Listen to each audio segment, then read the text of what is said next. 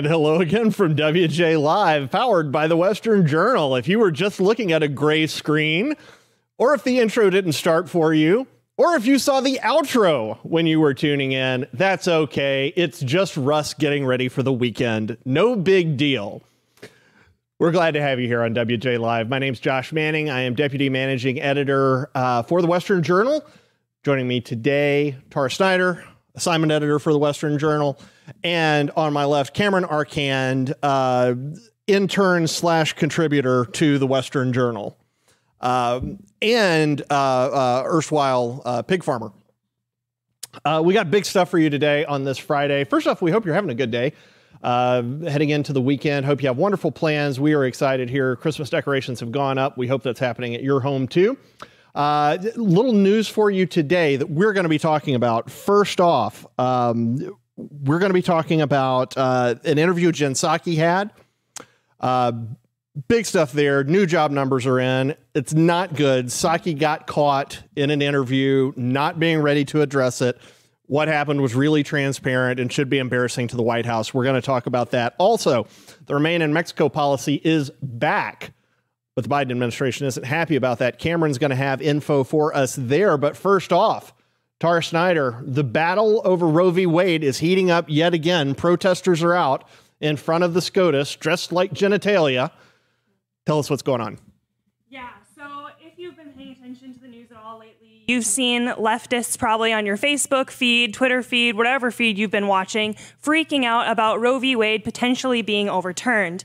And the reason they're freaking out so incredibly badly this time around is that it looks like it actually will get overturned.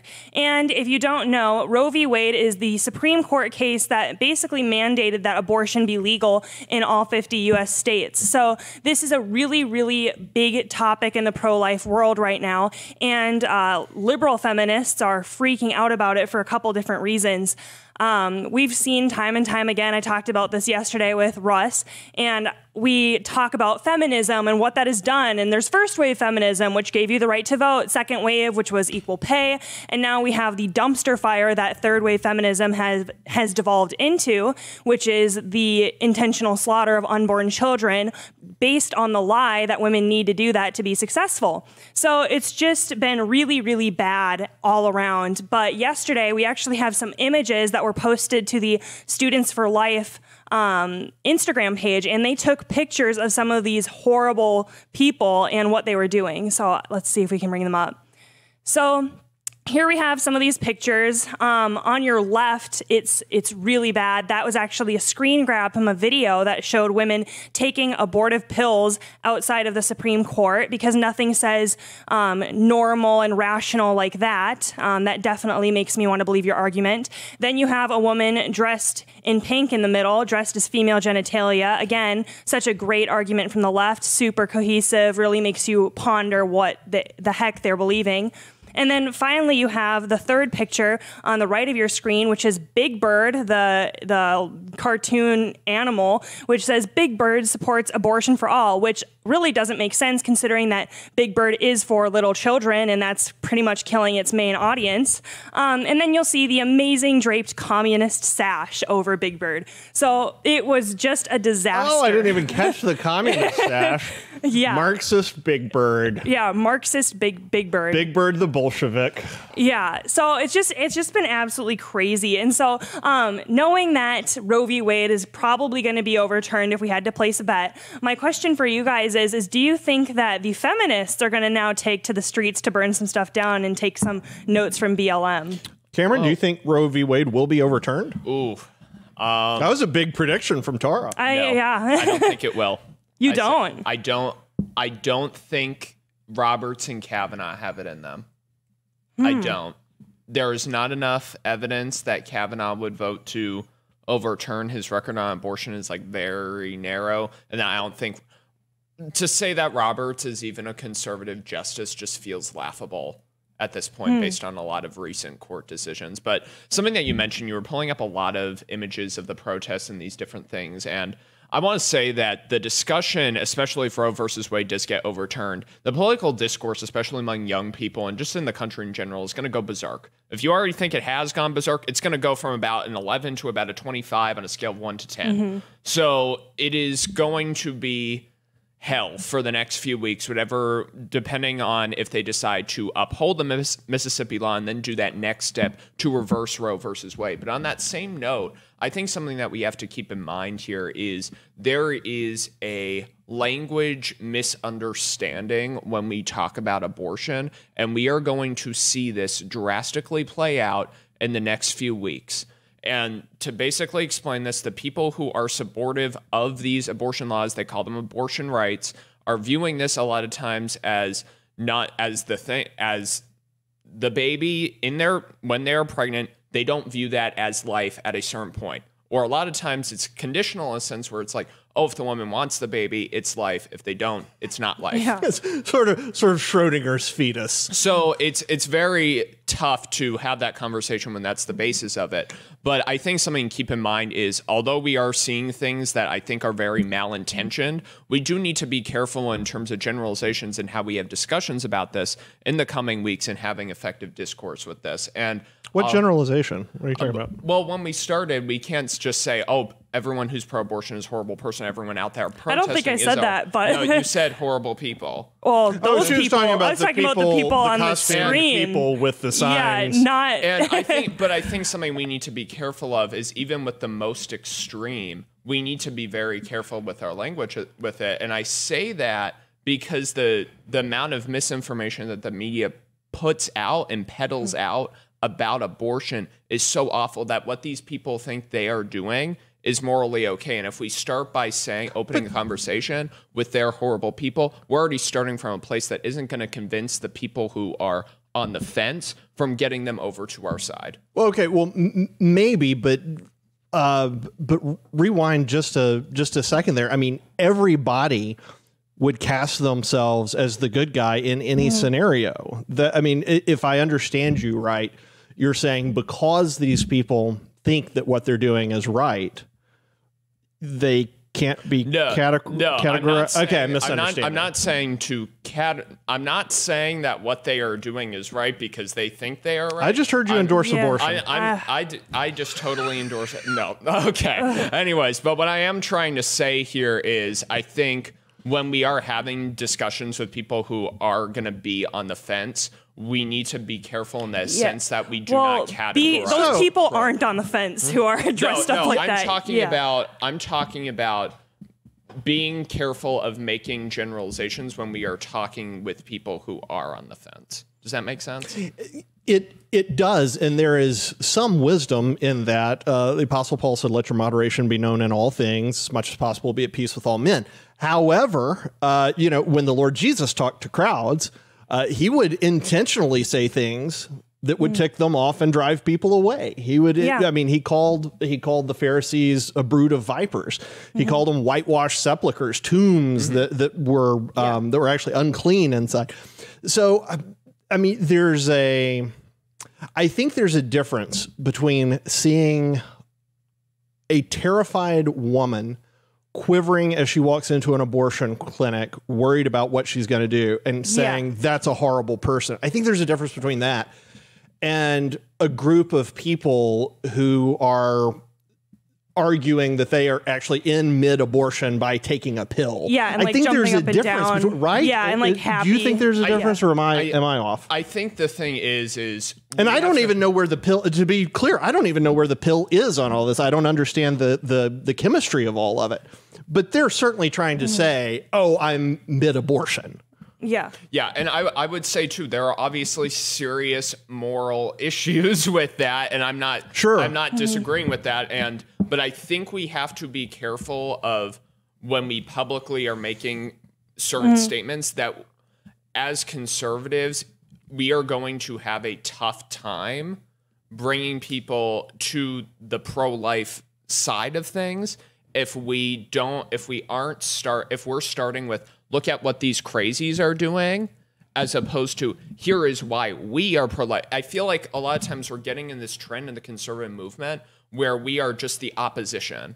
as opposed to what are we for and what are we supporting in terms of pro-life? Because that's how we're actually going to be able to win this in the long run in terms of state legislature and certain laws with it. Because I feel like if we are only starting with just look at the most extreme end of it, there are always going to be people who are on the extreme with this. And there has been since the sexual revolution when we had all of this. So I feel like if we just keep calling out the crazies, it's effective to a certain extent, but they're going to do that on their own. They're going to turn people off on their own. And what conservatives need to be doing is focus less on calling the psychos out and focus more on showing people what we actually stand for. Because right now it feels like as a conservative, it's tough to tell people what you stand for besides, oh, well, we aren't these people.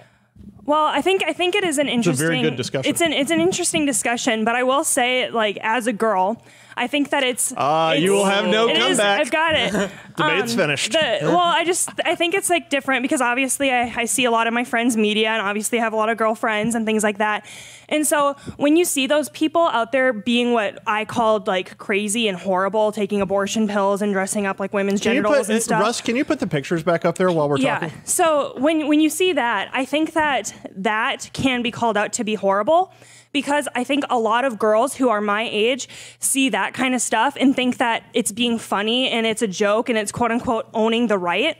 And so when people view it as that and think of it as the new feminist hill to die on, they're not going to view it as like this horrible, horrible thing. And I totally think it's okay to say it's horrible. And I don't think either of you guys know this, but I actually used to be pro-choice back when I was in high school. And to Cameron's point, here's something we do agree on. Abortion. Death blow. Abortion is that...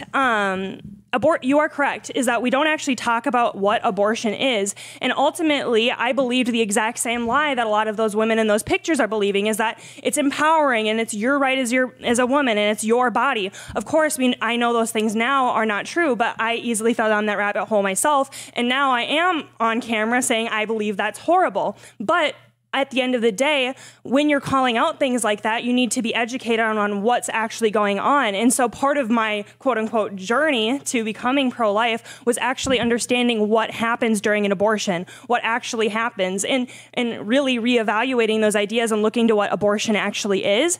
And so I think from my perspective, and that whole thing is like, I think that it is abundantly okay to call certain things horrible that I believe are objectively horrible from a biblical worldview. But is it right to say that the people who are misinformed by that, is it right to say that the people are horrible for it? Or is it the decisions and the choices and the ideas that are horrible? So are you asking if, it seems to me that the people in that picture, it's not unreasonable to say that a bunch of people who are taking abortion pills trying to make the point, hey, F you, I'm just going to have an abortion. Those people are behaving in a pretty horrible manner. But that's not the same as people who are trying to figure out where they are on right to life. And just to go too is like the time we hear time and time again is for against pro-life is that it's always a dire situation and a dire motion. Those women don't look like they're in a quote unquote dire situation to me if they're jumping up and down, listening to music, taking abortificants on a city street. Okay, so I want to ask a question. This is a great conversation. I want it to keep going. I want to ask a question. So you said you used to be pro-choice when you were a teenager. So let's say teenage Tara were here right now, and she saw those pictures that we had up. Can you, Russ, put them back up on the screen again, if you don't mind. So let's say teenage Tara saw those pictures. Would teenage Tara think that that is cool, or would she think that that is crazy? And how would she respond to somebody who said what you said a second ago? Well, the thing is, honestly, I think that if I had seen that as a teenager, I feel like I'd be kind of a little bit perturbed and disgusted a little bit by it, because I totally believed in the safe, legal, rare argument. That was mostly like where I lived. And so if I were trying to defend my case on being pro-abortion, it would be, oh, like the typical, you know, being sympathetic to women in hard situations, things like that. And so I think I would have looked at that and go, that's pretty horrible, because that doesn't match the picture that I had been told my whole life, that it's a woman in a dire situation who needs abortion to quote unquote be successful. And I think that I probably would have agreed and said, no, that's horrible, because that's misrepresenting the entire argument of being pro-choice. That's what I would have said as a teenager. Okay, that's good. So, Cameron, I'm curious with you. Well, first off, do you have anything?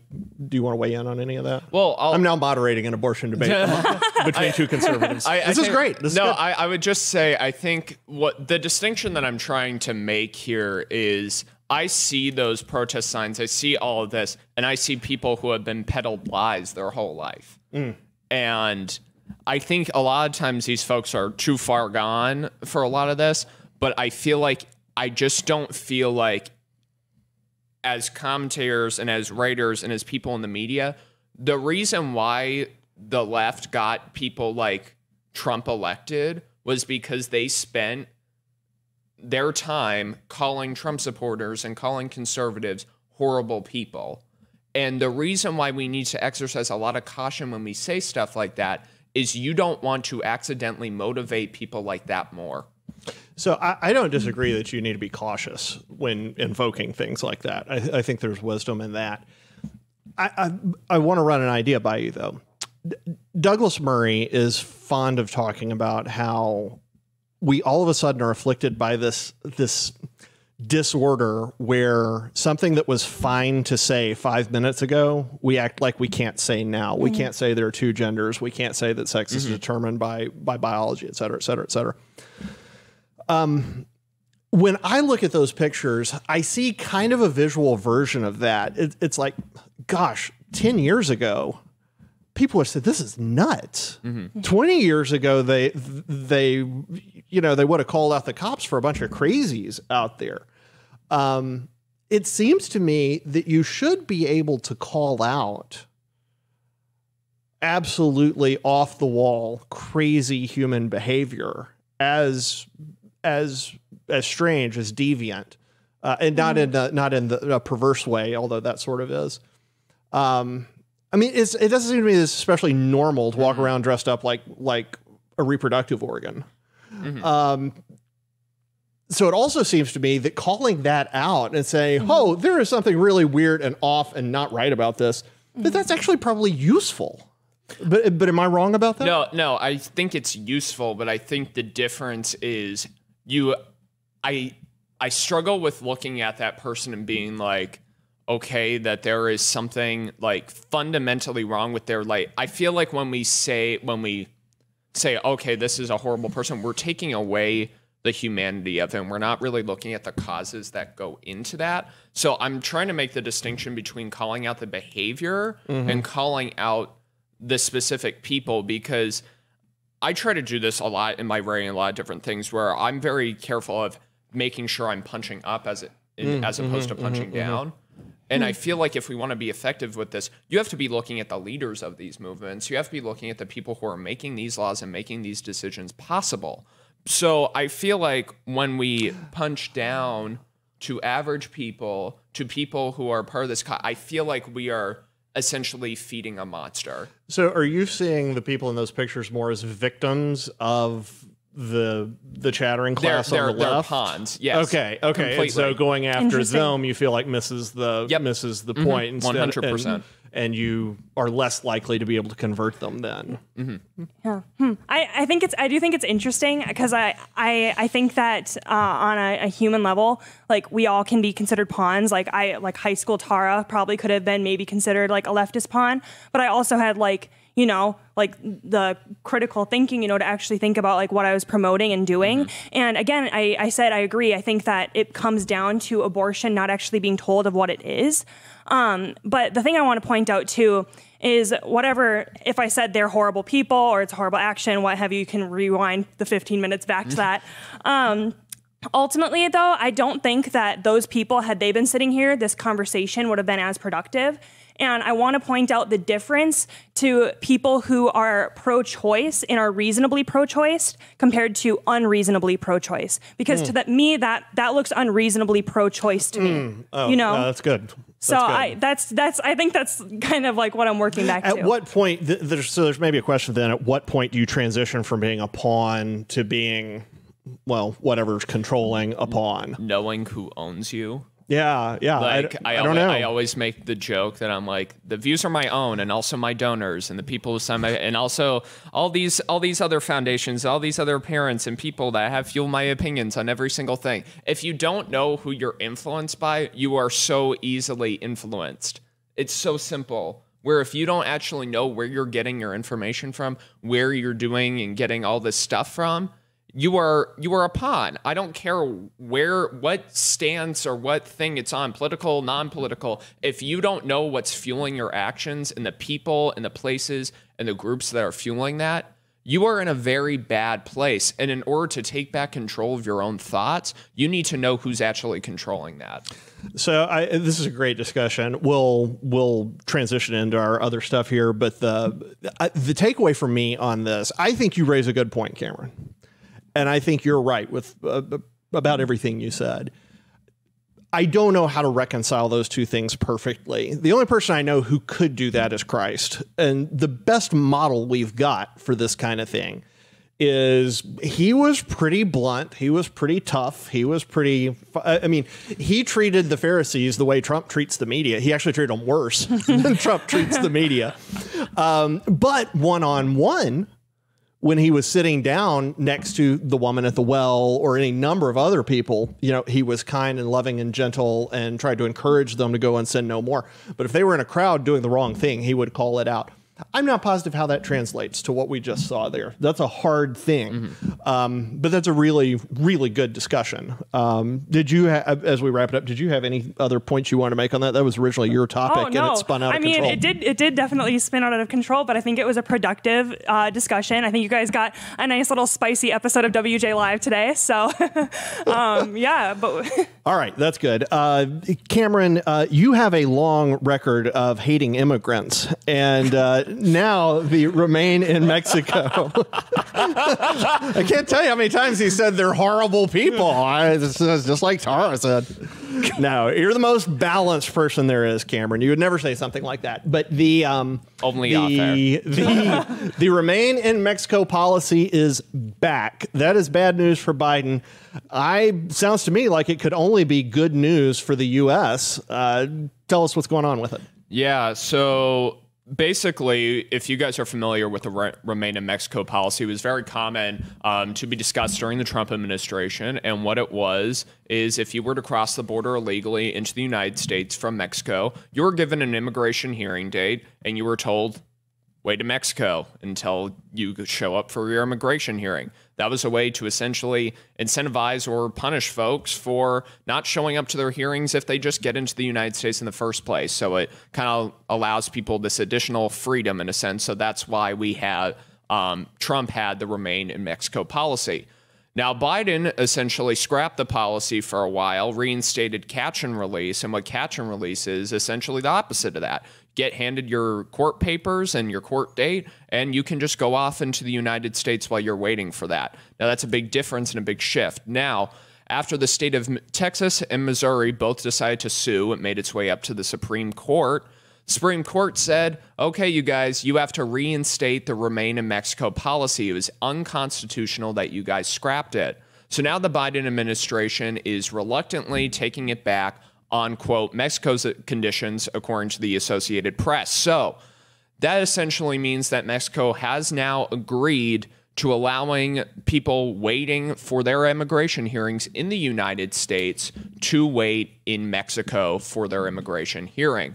So my question to you guys is, we've been dealing with a border crisis for months. Arizona, Texas, all the border states have been dealing with this. And I just kind of want to get your thoughts on if you think this will be properly enforced, or if you guys think that this will be something that the Biden administration is going to be very loose on. It's going to essentially create a nightmare for ICE agents.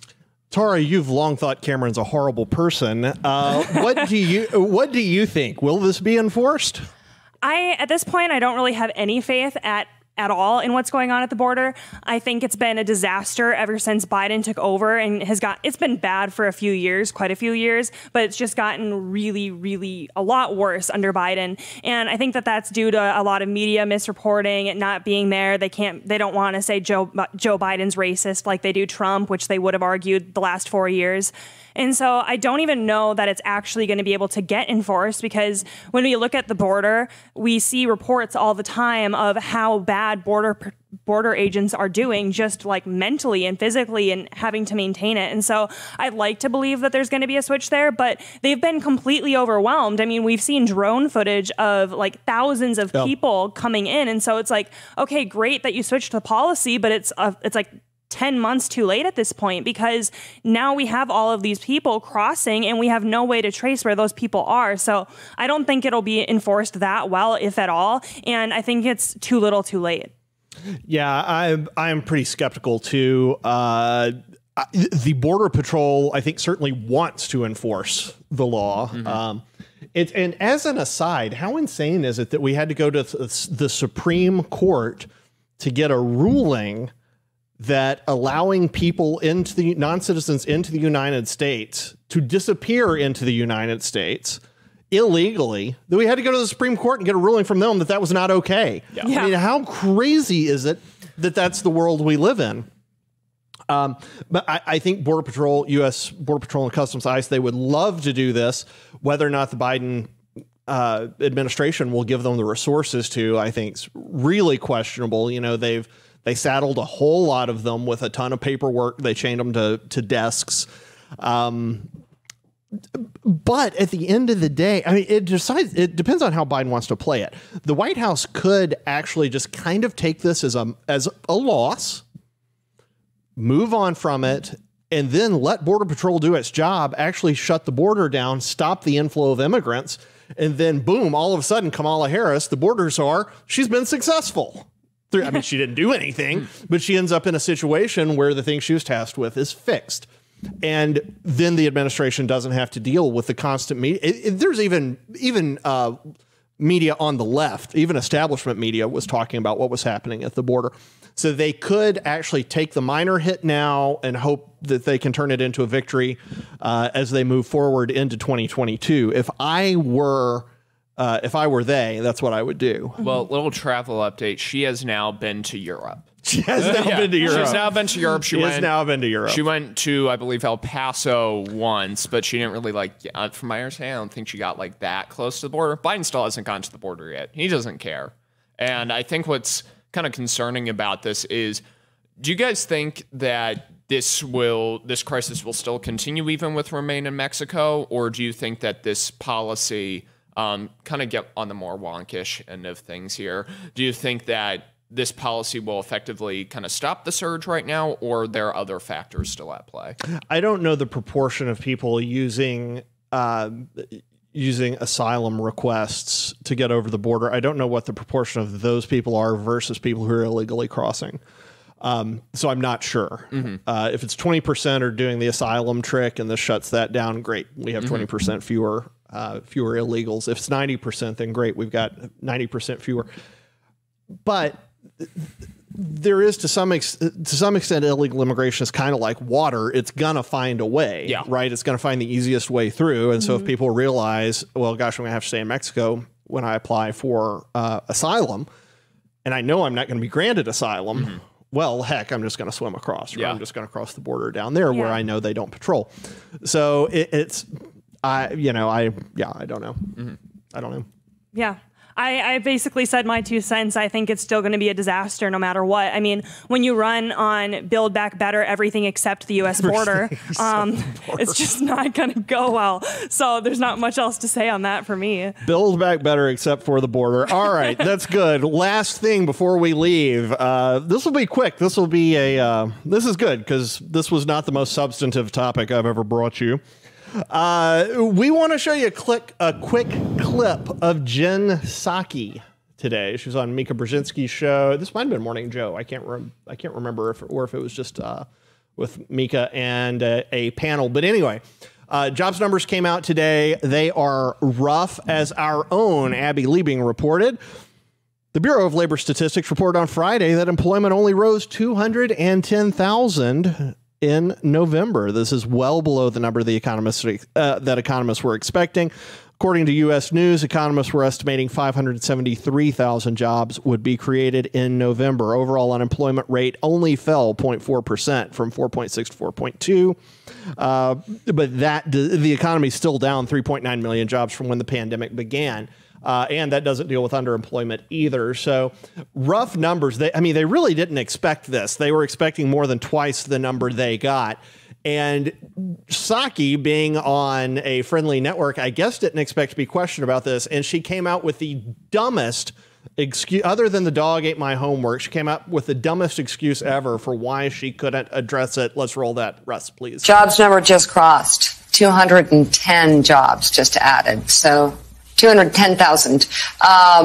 So if we look at that breaking news right now, that's a number that feels a little little off? Well, I know this sounds a little archaic, but I can't comment on them until 9:30 by rules. It's ridiculous. Of course you can comment on them. The numbers are live. Everybody has them. There's no reason for you not to, except that you don't know what to say about them. No one has told you what the position of the White House is on them. No one has told you what the president's, well, the president doesn't have a position on them. He's over there busy chewing his gums.